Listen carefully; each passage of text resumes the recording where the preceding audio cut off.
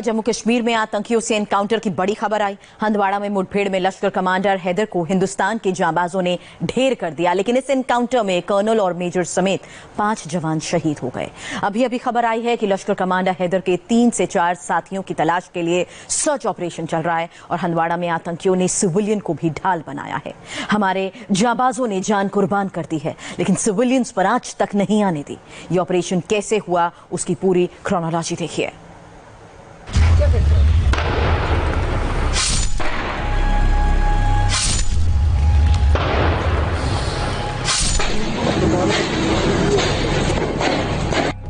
Handwara encounter की पूरी chronology India TV के पास मौजूद है, जिसे सुनेंगे तब आपको पता चलेगा कि हिंदुस्तान की सेना के जांबाजों पर हमें क्यों नाज है। अपनी जान कुर्बान कर दी, लेकिन एक सिविलियन को आज तक नहीं आई। हमारे संवाददाता मनीष प्रसाद ने अपनी एक्सक्लूसिव रिपोर्ट में बताया है कि कैसे एनकाउंटर की शुरुआत हुई। इस एनकाउंटर की शुरुआत 1 तारीख को हुई। राजवाड़ फॉरेस्ट में आतंकियों को स्पॉट किया गया। भारतीय सेना की एंटी इन्फिल्ट्रेशन बिड ने देखा कि लश्कर का कमांडर हैदर अपने बाकी आतंकियों के साथ भागने की कोशिश कर रहा है। चारों तरफ से घेराबंदी की, लेकिन उसी दौरान हैदर और उसके बाकी आतंकियों ने ह्यूमन शील्ड के तौर पर वहां के लोकल लोगों को अपनी ढाल बना लिया। यहां तक कि इसमें 5 महिलाएं थी। कुल मिला के 11 लोग थे। भारतीय सेना कहीं से भी नहीं चाहती थी कि सिविलियन कैजुअलिटी हो, इसीलिए इनको चेस किया गया। उसी बीच फायर किया गया। इसी फायरिंग के दौरान एक आतंकी के गोली लगी, लेकिन उसके बावजूद भी ये भाग निकले। भारतीय सेना पूरी तरह से सतर्कता बरत रही थी कि सिविलियन कैजुअलिटी, जो महिलाओं को ह्यूमन शील्ड के तौर पर आतंकी इस्तेमाल कर रहे थे, दरअसल उनको नुकसान न पहुंचे। और फिर चेस करते करते इसी जगह पर वो पहुंच गए।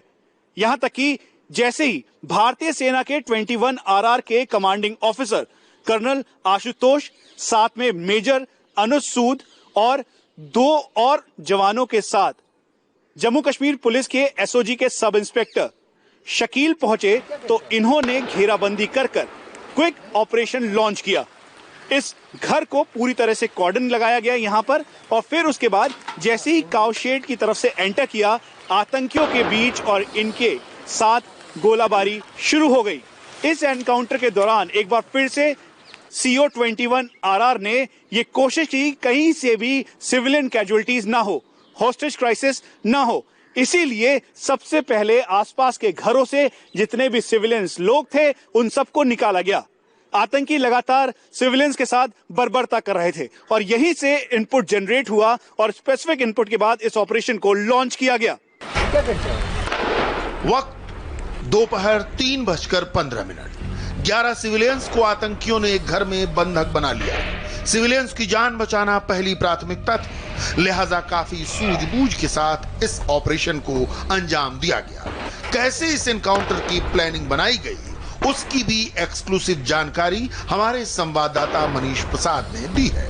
दोपहर के 3:15 पर चारों तरफ से इस एरिया को घेरा गया, कॉर्डन लगाया गया। बाहरी कॉर्डन में CRPF और फिर अंदर के कॉर्डन में जम्मू कश्मीर पुलिस की SOG, जिसको लीड सब इंस्पेक्टर शकील काजी कर रहे थे, उनके साथ कमांडिंग ऑफिसर 21 RR और मेजर अनुज भी मौके पर मौजूद थे। अग्रेसिव ऑपरेशन के दौरान इस घर के अंदर एंट्री की गई। प्राथमिकता इस बात की थी कि सभी सिविलियंस को बाहर निकाला जाए।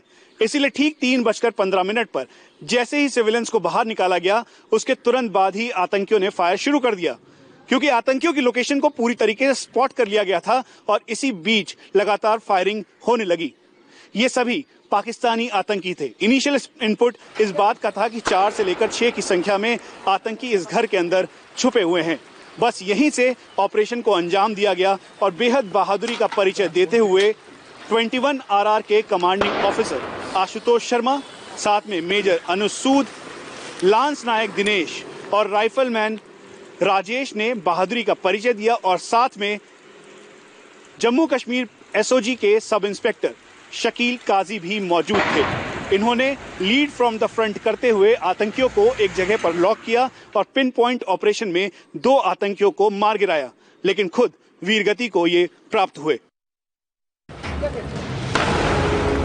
दोनों तरफ से हुई इस मुठभेड़ में पाकिस्तान का पालतू लश्कर कमांडर और उसका एक साथी मारा गया, लेकिन इस पूरे ऑपरेशन में 21 राष्ट्रीय राइफल के कर्नल आशुतोष शर्मा, मेजर अनुज सूद और साथी 2 जवानों के साथ जम्मू कश्मीर पुलिस के एसओजी के सब इंस्पेक्टर शकील आतंकियों का सामना करते हुए शहीद हो गए।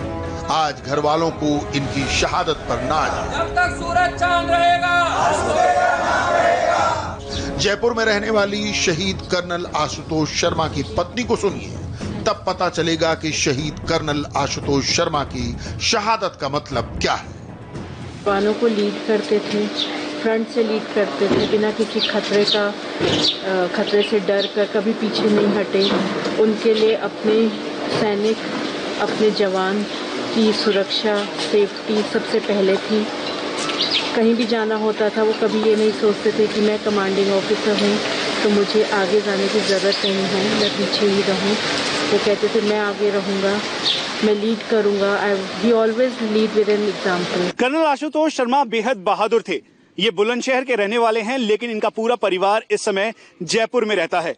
21 RR के कमांडिंग ऑफिसर ने एब्रोगेशन 370 के टाइम पर भी बेहद बहादुरी के साथ गांव में वो गए, लोगों से इंटरेक्ट किया और उनको बताया कि दरअसल 370 हट जाने से इन्हीं लोगों को फायदा है। कर्नल आशुतोष शर्मा को इनकी बहादुरी के लिए 2 बार ऑपरेशनल ड्यूटी के दौरान सेना मेडल बार से नवाजा गया। सबसे पहले जनवरी 2017 में वौरीपुरा में हुए एनकाउंटर के दौरान इन्होंने हर चुनौती का सामना किया और आतंकियों को ढेर किया। यहां तक कि टीम को भी इन्होंने लीड किया।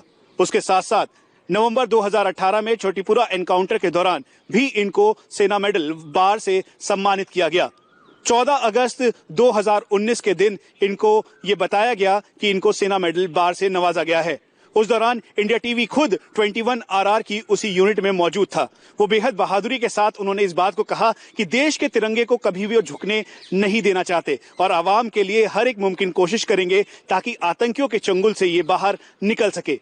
और इसी वजह से आतंकियों से बचाने के लिए सबसे पहले उन्होंने इसको प्राथमिकता दी, अपने जान को गंवाए बिना। उन्होंने सबसे पहले ये समझा कि जो हॉस्टेज क्राइसिस ना हो, कहीं से भी आतंकी कश्मीरी आवाम को निशाना ना बनाए और गोलीबारी के दौरान कोई भी सिविलियन कैजुअल्टी ना हो। इसी वजह से उन्होंने इस दौरान भी अपने प्राणों की आहुति दी। पल्लवी शर्मा ने यह भी बताया कि घर आने की बात की थी, तब कहा था एक बार आतंकवादी को मार दूं तब अगले दिन घर आ जाऊंगा। ऐसा जज्बा था कर्नल आशुतोष शर्मा का। शहीद मेजर अनुज सूद पंचकुला के रहने वाले थे, पिता भी सेना में थे। बेटे की शहादत की खबर आई तो सारा गम जज्ब कर गए, चेहरे पर शिकन तक नहीं आने दी। बेटा तो शहीद हो गया, लेकिन अब बहू आकृति को लेकर फिक्रमंद है। और सबसे बड़ा दुख तो ये है कि इसकी जो बेटी हमारी आकृति, जो उनकी वाइफ है, उनका जीवन कैसे आगे बढ़ेगा, उसके बारे में देश क्या सोचेगा, नहीं सोचता। मैं घर में उदाहरण है मुझे, उनके लिए देश को कुछ करना ज़रूरी है, अनिवार्य है। जो इतनी बड़ी कुर्बानी देते हैं, मुझसे ज़्यादा कुर्बानी उस बिटिया की है। कर्नल आशुतोष शर्मा और मेजर अनुज सूद के साथ अल्मोड़ा के लांस नायक दिनेश सिंह और मानसा के गांव राजराना के राजेश कुमार भी इस एनकाउंटर में शहीद हो गए।